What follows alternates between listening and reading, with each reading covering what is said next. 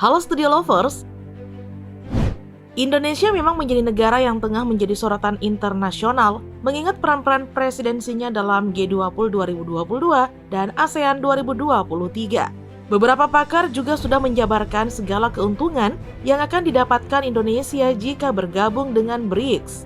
Sebaliknya nih, BRICS juga akan diuntungkan karena posisi Indonesia sebagai ekonomi terbesar di Asia Tenggara. Walau kenyataannya pada Indonesia belum memutuskan untuk bergabung dengan BRICS. Nah, alasannya pemerintah perlu mempertimbangkan dan memperhitungkan berbagai hal. Ini adalah keputusan yang paling tepat, bijak, dan masuk akal bagi Indonesia. Sebagai negara yang cenderung memilih bersikap netral di tengah polarisasi politik, terutama persaingan antar kekuatan besar, bergabung dengan BRICS dapat menjadi bumerang bagi Indonesia. Meskipun demikian, Indonesia sepenuhnya sadar bahwa BRICS tetaplah mitra yang amat penting. Nah, berikut beberapa alasan kenapa Indonesia memutuskan belum bergabung dengan BRICS. Nah, tapi nih seperti biasa ya, sebelum kita lanjut, jangan lupa untuk menekan tombol subscribe dan aktifkan juga lonceng notifikasinya, agar kamu tidak ketinggalan info terbaru dari Studio Langit.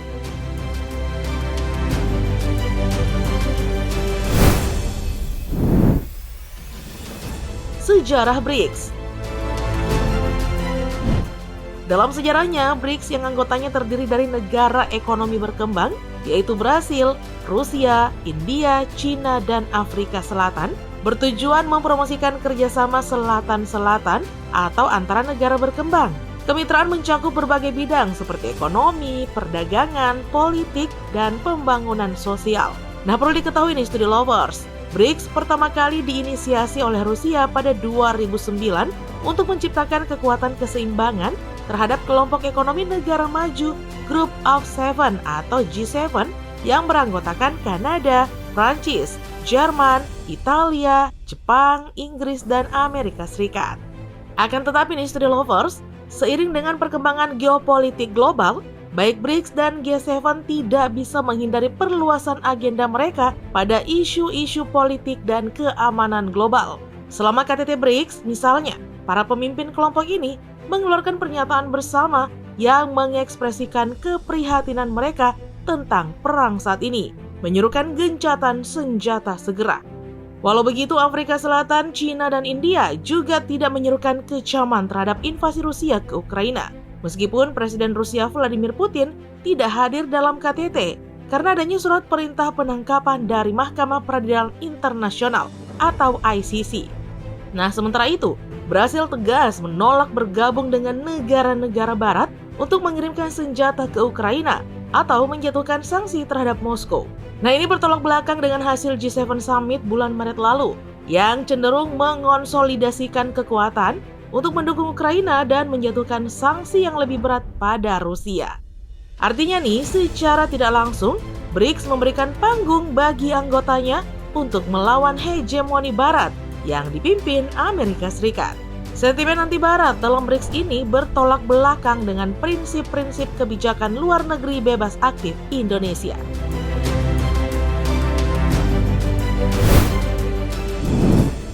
Menghindari jebakan kepentingan anti-barat. Studio Lovers, yang patut diingat bahwa Indonesia merupakan salah satu negara pionir gerakan non-blok dalam hubungan internasional. Indonesia selalu menekankan prinsip untuk tidak ikut campur dalam persaingan antar negara besar yang tengah saling merebut pengaruh. Nah, sebaliknya, Indonesia memilih fokus perdamaian dan pembangunan global. Nah, salah satu contoh realisasi kebijakan luar negeri bebas aktif Indonesia misalnya nih adalah memprakarsai ASEAN, membantu usaha perdamaian di Kamboja dan Vietnam, serta memediasi perjanjian perdamaian antara pemerintah Filipina dan Moro National Liberation Front atau MNLF. Nah, Indonesia sendiri nih Studio Lovers yang bahkan dalam presidensi G20 2022 lalu dipercaya menjadi mediator antara Rusia dan Ukraina hanya akan terperangkap dalam situasi yang rumit yang tidak perlu jika bergabung dengan BRICS. Ini juga akan membuat Indonesia sulit mengambil sikap politik global. Nah, misalnya nih ketika merespon ketegangan geopolitik Rusia-Ukraina atau perang dagang Amerika Serikat-Cina. Jika Indonesia bergabung dengan BRICS, kelompok barat akan melihatnya sebagai sinyal keberpihakan terhadap Rusia dan Cina.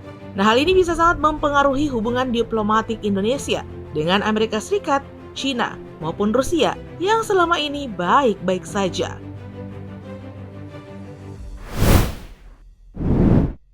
Kepentingan pribadi anggota lama. Jika diamati dari kacamata politik internasional, penambahan keanggotaan BRICS tampak sebagai upaya untuk memperkuat aliansi itu, terlepas dari seberapa signifikan keuntungannya.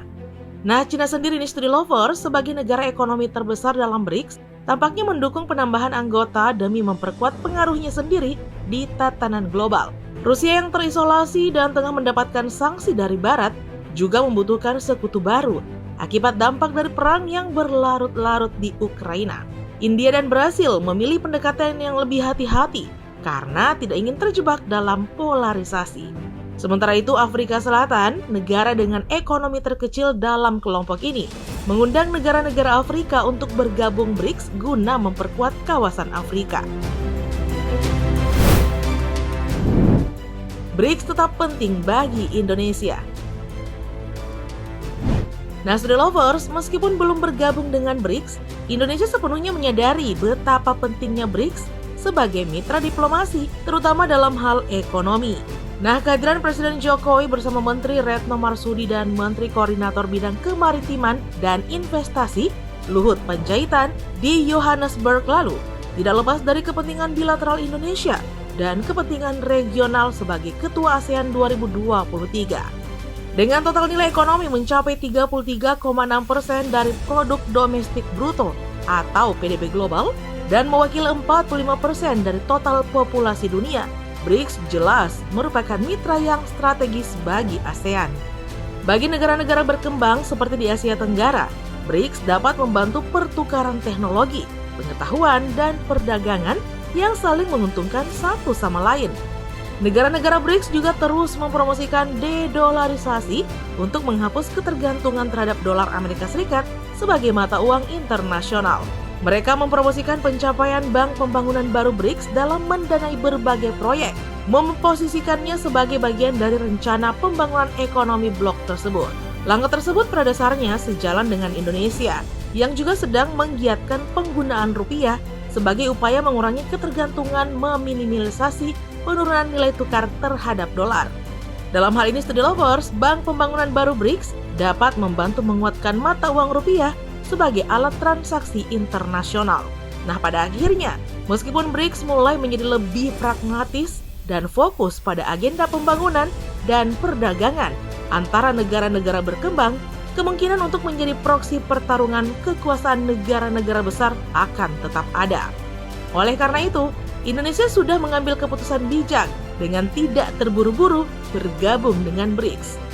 Nah, setidaknya dalam waktu dekat ya, Indonesia tidak boleh mempertaruhkan hubungan diplomasi baiknya dengan pihak manapun itu. Patut diingat juga bahwa Indonesia sebaiknya fokus untuk memperluas kerjasama dan investasi serta pengembangan teknologi. Ini semua perlu dilakukan dengan semua pihak, baik kubu Global North maupun Global South. Nah, dengan berbagai pertimbangan tadi nih, apakah Indonesia menunda bergabung dengan BRICS sudah tepat? Atau sebaliknya nih, Studi Lovers? Tuliskan ya pendapatmu di kolom bawah sana. Nah, Studi Lovers, sekian dulu informasi kita kali ini. Jangan lupa untuk selalu mendukung kami dengan cara menekan tombol subscribe, like, comment, dan share video ini. Sampai jumpa lagi di video berikutnya. Bye-bye.